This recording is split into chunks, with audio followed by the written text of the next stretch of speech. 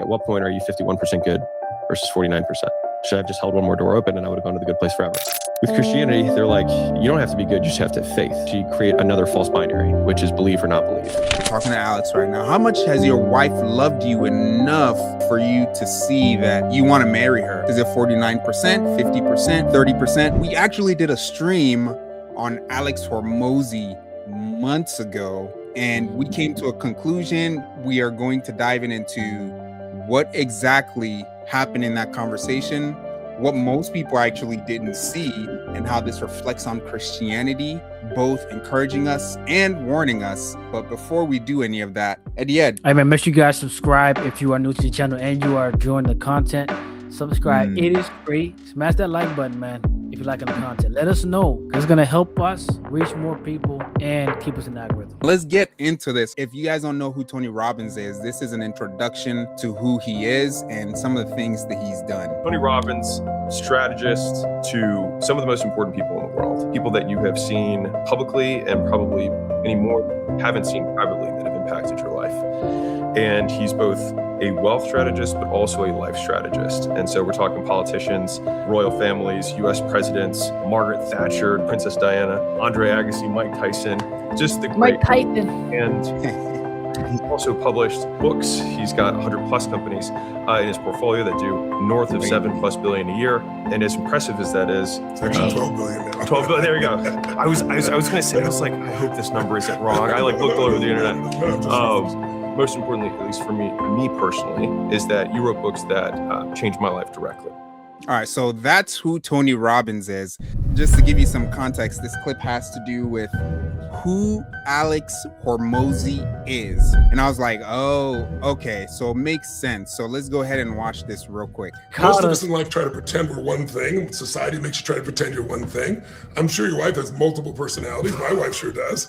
When I first met her, I'd have a conversation that she'd be talking about. I'd be like, who is this person over here, right? I had to come up with different names. And by the way, look at the smile on your face. You know exactly what I'm talking about. But I started naming the parts of my wife, so I knew who I was talking with, right? There's Bonnie Pearl, there's Sage.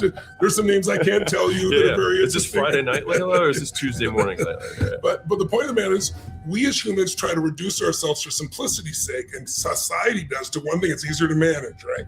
There are many parts of you. Yeah. So what's the part of this guy that's so intellectual that, you know, he's going to suffer and he's going to, you know, he's going to get it done anyway? It's not this guy right here. This guy like this guy here. This guy's very good. Is this guy different? Yeah. Okay. Yeah. So you just shifted just like that, right? So who's the guy who's in his head all the time and is analyzing? Oh, he's brilliant, by the way. He's absolutely effing brilliant. And he can succeed in anything he heads at. What's that guy's name? Give me a nickname for that guy. One that maybe Analytical would make you Alex. laugh. There you go. What's Analytical Alex. Analytical what? Analytical Alex. Okay, Analytical Alex. Okay, perfect. Yeah. Okay. Who's this guy who was just laughing with me, looked over his wife, big smile on his face. Your smile is infectious, right? You know, and this is you, right? Yeah. Okay, so who is this guy? Anabolic Alex. Anabolic Alex. If you were looking at his body language, it was really interesting to like see him like a little bit uncomfortable. He was shifting and stuff because he's not used to this. Yeah. It was definitely you could tell like he got touched personally. Yes. Okay, cool. Okay, it wasn't like, you know, like, yeah, it was more intimate. So I guess it was more uncomfortable. So keep that in mind. We're going to switch over to the stream that we did. Remember, Analytical Alex and Anabolic Alex. Analytical is who he operates in all the time. And this was the first time that we saw this Anabolic Alex show up in front of camera. Hopefully I'm not insulting anyone. This is just my belief that I'm sharing, which is one of the strongest arguments for Christianity against other world religions is that other world religions say, like, if you go to the good place, so if you do a good job, you go to the good place, right? And fundamentally, it's a hard paradigm because it means that, like, at what point are you 51% good versus 49%? Should I have just held one more door open and I would have gone to the good place forever, right? Not even talking about like finite circumstance and creating infinite outcomes, but like whatever. And so if you can draw that line, then it kind of makes it ridiculous, right? It like kind of breaks down on the like be a good person system, right? And so that's all worldviews with the exception of Buddhism and Christianity. With Christianity, they're like, you don't have to be good, you just have to have faith. And if you have faith in Jesus, then you go to the good place, right? And so the reason that for me, fundamentally I didn't believe in that was because you actually create another false binary, which is believe or not believe, when in reality is to what extent you believe. It's how hard you believe. And again, you create another 50% line, which is should I believe 1% more. And then I would go into the good place forever, right? Mm-hmm. So anyways, the point is that I studied apologetics for a long period of time. And then I was really sad. And I was just like, being sad. Mm-hmm. He's talking about faith. He's talking about his Christianity. And all of a sudden he brings in mathematical equations. He brings in balance. And we had that conversation. It was really interesting because I was like, what is this guy doing? So a question that came to mind as I was putting this live stream together was talking to Alex right now. How much has your wife loved you enough for you to see that you want to marry her? And how much does she have to take away in terms of love for you to be like, all right, it's time for a divorce? Is it 49%, 50%, 30%? People come up with all kinds of things that aren't congruent, that actually don't translate from one part of their life to the other. You put Christianity on this pedestal to criticize it, but then you bring it into your own life and you completely shrink it down to, my feelings for my wife. So like he completely annihilates analytical Alex for the sake of making his world comfortable and peaceful with anabolic Alex with his wife. That's how people approach Christianity a lot of the times. They like put Christianity on the wall and just throw a bunch of darts at it and like, yeah, this is the whole. But then you go into their own personal lives and it's like, dude, you don't actually live by any of the standards you just criticize Christianity by. Yeah, absolutely. And then people, you know what people do too, is they try to squeeze Christianity into their box when following God is its own box, and they have to get in there to expand in their knowledge and their growth. You can't condense it, because when you put it into your own frame, now it's not Christianity. Now you're twisting things. That's where you get people rejecting clear scriptures when it says it plainly, and they're saying, oh no, don't say like. So we see that happen in many different facets where people would try to squeeze Christianity into their own way of thinking. When obviously when you do that, you're gonna get a lot of things twisted, a lot of things wrong, and that's where you get all of these weird sectors of thought when it comes to the things of God. Like, oh, God can be a he or she, like a she or they. It gets pretty crazy. And the problem with this, like Eddie said, putting the box of Christianity over here and then your life over here, and then it's like you try to like make Christianity this weird thing because you're trying to fit your box into Christianity's box. The thing about that is Christianity itself, apart from human beings, it's based on God's essence. It's perfect. It's because it's true. And then you have sinners who have understood the world based on their sinner core, their sinner essence. And then they're trying to like reflect the image of God back onto their lives. Like, this is why it doesn't really fit in my life. Yeah, because based on feelings. Based on this, you remember that one clip I showed you with the one a young lady? I believe in Jesus, I believe in God, but I do not believe everything that's in the Bible. I know God, I know Jesus, but I know everything in the Bible is not for me. I'm aware that the Bible was altered. I'm aware that it was changed, translated, and rearranged to keep certain people in power and to keep certain people under control, certain people in fear, and certain people in poverty. When I read the Bible, if it feels like God is saying it, Jesus is saying it, I take it. If it feels like fear, I leave it. Burning in eternity after you die because you sinned, that feels like fear. I don't believe in that. I also understand that we're spiritual beings in human bodies or physical bodies, and our physical body, when we die, stays on this 3D planet or this 3D world, and our spirit goes back to its heavenly resting place. How can you burn a spirit for eternity? How can you burn air? How can you burn a ghost? You can't.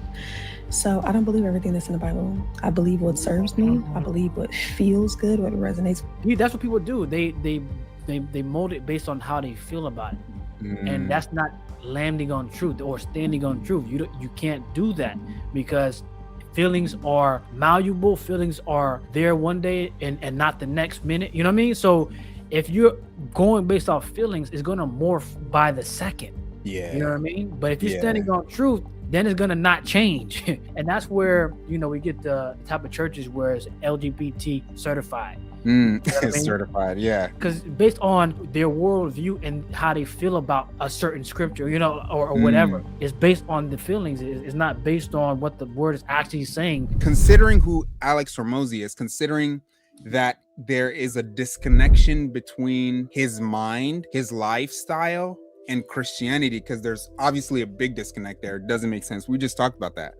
I wanted to dive into some of the work that he's done, actually, because he's a hard worker. When they say put your hands to work, and you have a guy here that says basically screw happiness, screw sadness, I'm just going to get the work done. It spoke to me a little bit. Low key, I was like, it would be good to have that kind of work ethic. Exactly. And a lot of believers, you know how they say the phrase wait on the Lord. A lot of people just take that and run with it like you're not supposed to do anything. That's not what it's talking about. Today in service, we're talking about being a good steward of what the Lord has given you. You know, the parable of the talents. The one that didn't do anything and now just waiting on his Lord to come was in trouble, because he had the talent up to his measure, which was fitting for him, but he didn't do anything with it. And so the whole thing on waiting on the Lord thing that a lot of believers want to use as an excuse to not do anything is ridiculous, because nothing is going to come from that. But when you don't do the hard work to let it shoot out of the ground first, bro, you it is crazy. You just reminded me of the Genesis verses that God, after he created the plants, the birds of the air, the animals, he said, and let these produce after their own kind. Basically, let them keep multiplying after themselves. God put in a lot of work that he had to demonstrate to us that after you put in this amount of work, you got to rest because you put in that work. The businesses that you've created or whatever, they're supposed to continue to produce after itself. Wow, man, that was deep, bro. Wow. Yeah, bro. I mean that's crazy. And see, that's how the Lord made it. He didn't make us to continue working hard the whole time. No, he made it to where it's gonna work itself out. But we had to set it up correctly to where the system works. Now it's man. Go ahead, because I just had a thought too. Go ahead. Oh, because before we forget. That's what the Lord did. The Lord set us up to multiply. It's man. Oh, hold on, bro. My brain. Hold on. My head. Oh, it just hit me. His system is replicating itself. You know, we are multiplying. We till the land so that it can multiply. Yeah, they multiply. Right. What we're talking about actually speaks to the work that he does, what Alex Hormozi does. So what he does is he takes companies that are making money and he positions them so that the owner should be able to step away from the company without the company crumbling. Any system that has to work because you are the person making it work, it's not a business that's gonna last. Which is true. It's a biblical principle. It's too much energy. Yeah. So you're 36 years old. You have built businesses, and the skill set that you are most proud of is that you're good at helping business owners. Yeah. The only thing I feel emotional connection to is teaching young men how to provide for themselves and their families. That's the only thing that actually, because I know that pain. Yes. So you're connected to it. That's the only thing. Makes sense. And me, a lot of the business and all that stuff basically around that, but I still don't feel like that the massive emotional drive.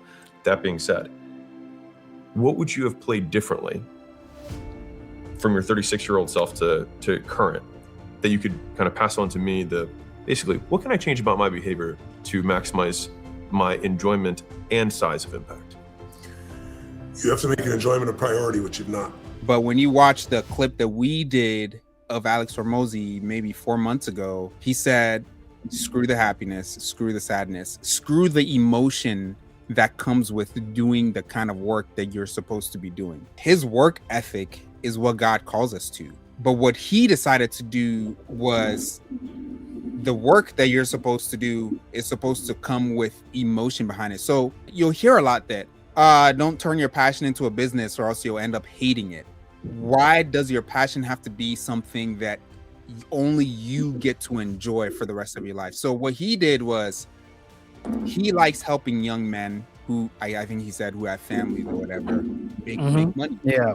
The passion in our hearts is what God calls us to work out into the work of our hands. So if you have his work ethic and you have a passion, I'm pretty sure that no matter what you do, that passion is going to become profitable. And people end up hating their passion because, like we said earlier, they still have to manage that business that they built. Where he's at, he could have his passion, step away, look at his passion, step into his passion whenever he wants to impact, and step away and have enjoyment in it because it's reproducing after itself. He doesn't have to go into his passion and do it over and over and over again. He's built a system for his passion to thrive and exist and impact people without him having to put in all that work. Yeah, and then it's all on you because that is tiring for anybody, and that's why a lot of people are scared of business because they don't know that you can do something where it's more automated and is working itself out rather than you spending all the time and energy. That used to be a thing of mine where I thought that's how it was years ago until I started learning. Like most Christians will never work as hard as this man and his wife because they believe that God will bring them the things. Like, I can't become a rich person if God doesn't want me to be a rich person. Whereas it's like, where did God being a rich person is not for me. That's one of the most annoying things to hear because it's available for anybody. I don't understand where they're getting this from. And then people that are believers will stand by it. Like, that's what it really is. You can't keep going to the same house, knocking on their door, trying to convince them. That's a waste of time. You've already planted the seed. Go ahead and go and plant the next one. That's it. His Christianity was actually halted because he was lacking. His humanity, his personality was lacking in emotion. You don't just wake up one day and decide, I'm not going to have the emotion of happiness or sadness associated with my work. It's kind of like a part of who he is. So he leaned into that in regards to Christianity because he went into apologetics.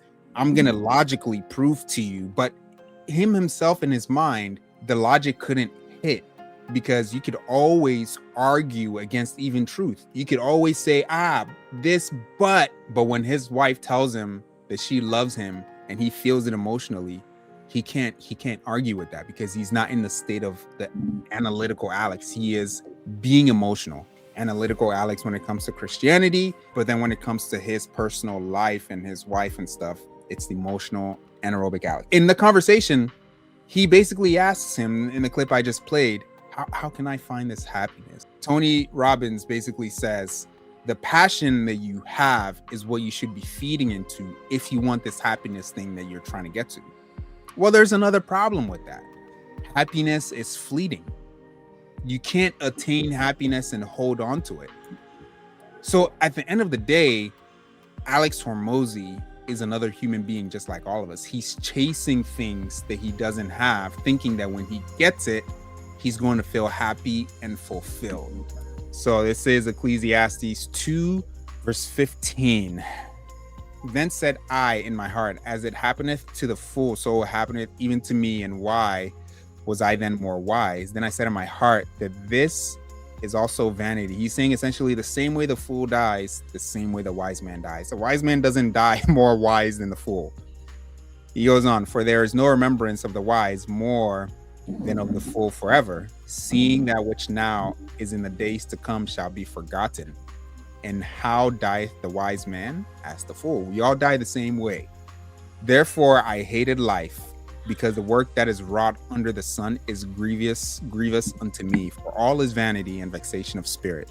He said, yea, I hated all my labor which I had taken under the sun, because I should leave it unto the man that shall be after me. And who knoweth whether he shall be a wise man or a fool? Yet shall he have rule over all my labor wherein I have labored, and wherein I have shown myself wise under the sun. This is also vanity. Therefore I went about to cause my heart to despair of all the labor which I took under the sun. For there is a man whose labor is in wisdom, and in knowledge, and in equity. Yet to a man that hath not labored, therein shall he leave it for his portion. This is also vanity and a great evil. So he's saying, as wise as you can be, you're going to leave your funds or your riches or your wealth to someone else. but you invested so much into your mind, into your being, into being able to be this person that accumulates so much wealth, not just money, but wealth. And then you're just going to leave it to someone else who probably isn't going to do the same work that you did. So what are they going to do with the money?